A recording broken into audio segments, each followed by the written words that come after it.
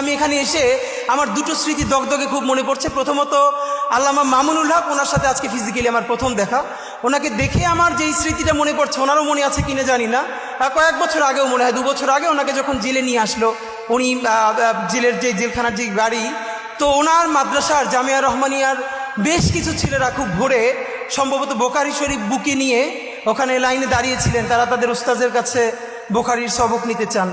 তো উনি সেই জেলের গাড়ির মধ্য থেকে বলছেন, এই পড়া ছাড়বা না, এইভাবে পড়বা।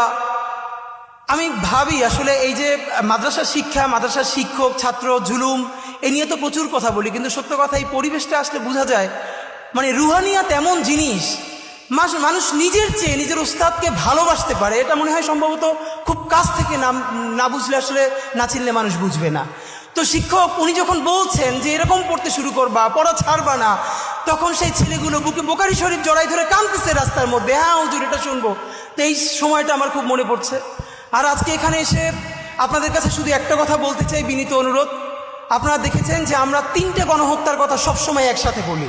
আমরা বলি জুলাই, পিলখানা ও শাপলা গণহত্যা। আমরা যতবার বলেছি জুলাই নিয়ে কমিশন হয়েছে, অনেক সমালোচনার পরে পিলখানা নিয়েও একটা কমিশন করা হয়েছে।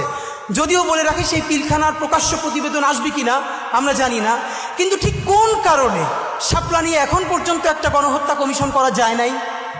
তাহলে এই শাপলার রক্ত কি রক্ত বলে মনে হয় না? শাপলার মানুষের মাথায় টুপি, মুখে দাড়ি, তারা অনেকে গরিব, তারা প্রান্তিক, পশ না, আরবান মিডল ক্লাস না, তাদের তকতকে কোনো প্রতিষ্ঠান নাই। মানে এই জন্য কি সে নাগরিক হয়ে উঠতে পারে নাই? তার রক্তের কি এক ফোঁটা দাম নাই? আমরা হাজারবার, ইভেন ডক্টর ইউনূস সাহেব একবার দেখলাম জাতিসংঘকে অ্যাড্রেস করে বলছেন যে আপনারা আসেন, আপনারা এখানে শাপলার প্রতিবেদন, শাপলা নিয়ে তদন্ত করেন। এরপরে আর কেউ কথা বলছে না। আপনাদের কাছে আমার শুধু একটা দাবি, অনেকে বলেছে যে আমরা যে ইনসাফের রাষ্ট্র বলি, ইনসাফের সমাজ যে কায়েম হচ্ছে এটা বুঝবো কিভাবে? এটার আমি প্রথম বলেছি, যেদিন শাহবাগ, সমস্ত শাহবাগ দাঁড়িয়ে প্রকাশ্য ক্ষমা চেয়ে শাপলার বিচারের জন্য রাস্তায় নামবে, সেই দিন বাংলাদেশে যে ইনসাফ কায়েমের প্রারম্ভ হয়েছে সেটা আমরা বুঝতে পারবো। এইখানে যাদেরকে আমরা দেখছি এরা তো শাপলার ভিকটিম। তো শাপলার বিচার কি শুধু শাপলার ভিকটিমরা চাইবে? শাপলার বিচার কি শুধু যার বাবা শহীদ হয়ে গেছে সে চাইবে? শাপলার ভিকটিম কি শুধু মাদ্রাসার ছেলেগুলোরই চাইবে? তাহলে বাকি যারা বাংলাদেশের নাগরিক, তাদের কি শাপলার বিচার লাগবে না?